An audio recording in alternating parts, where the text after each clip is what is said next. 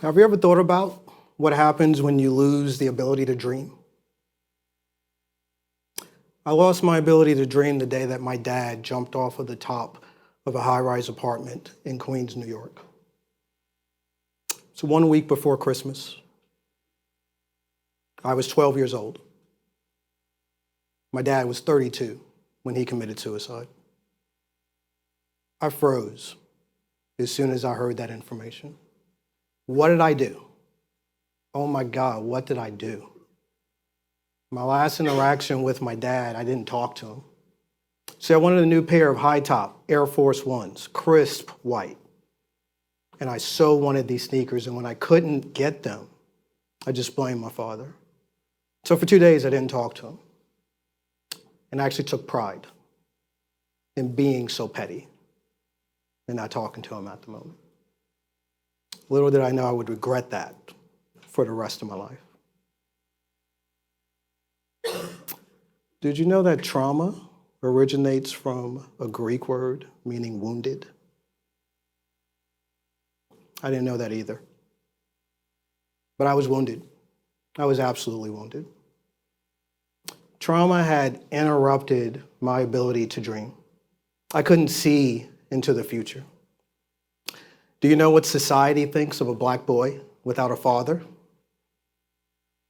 How about in 1987?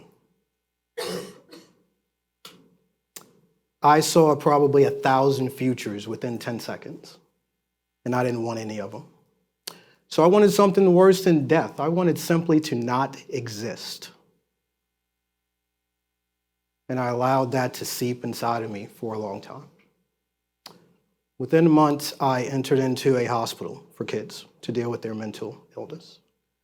I was the youngest at 12, and I was the only black boy out of 20 or so kids.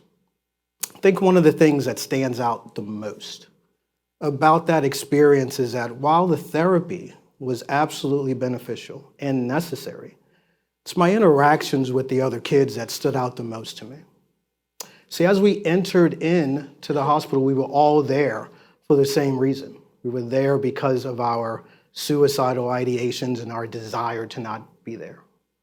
I thought of it as a deficit, but some of the other kids didn't think of it. They were just like, oh, I'm here, I'll be okay. I remember one kid specifically, he's like, I'm just gonna grow my hair, wear khakis, and go work for the man. And I'm like, dude, I'm gonna punch you. Like, that is not my world. See, it's diametrically different. In my world, when you have flaws, you are worthless. You have no value. But then it took me a while to understand that's the mindset of self-worth. Just understanding that as long as you have flaws, you still have value. And I took that to heart because that meant a lot to me. When I left the hospital, I was a better person, more attuned, and I had this concept of self-worth. But it made me understand one very simple point. I devalued myself so much before, and even after my father's death. It was going to take a lot for me just to get to a break-even. And that break-even point was going to allow me to dream again. So as I left the hospital, I decided that I would make self-worth one of my goals because the world still saw me as a flawed black boy. I became the friend that wanted you to achieve your dreams. I became the relative that wanted you to achieve your dreams. I even used it in my professional career. As I entered into financial services, one of the things that I took into account was that I could help with self-worth. I could help people understand their own value. And I would compete against those financial advisors that chose a net worth, which is simply assets and liabilities. And most people in this country, more than half, have a negative net worth simply because they don't have assets like a house. So one of the things that I noticed all the time is that we miss the people. And this was highlighted in 2008 after the financial crisis. Did you hear the despair? Did you hear the grief as people lost their homes?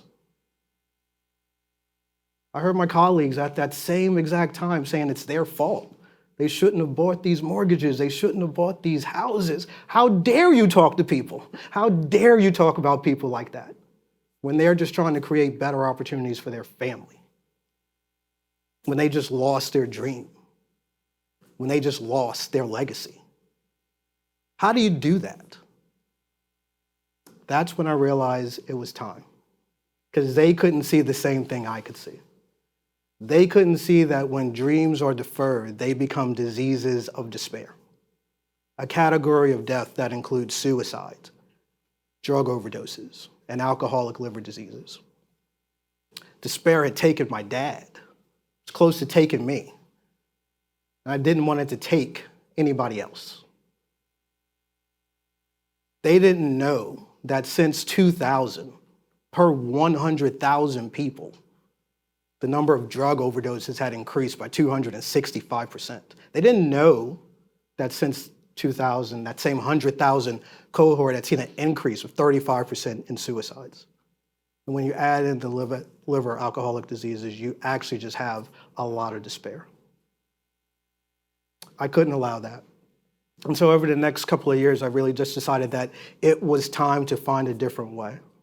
And I found this path with something called financial therapy. Financial therapy combines financial psychology and financial planning. So that way you're better able to understand your emotional relationship to the financial planning concepts that are presented in front of you. Financial therapy helps you communicate, behave, operate differently in your world with money and your emotional relationship. But more than anything else, financial therapy helps with self-worth.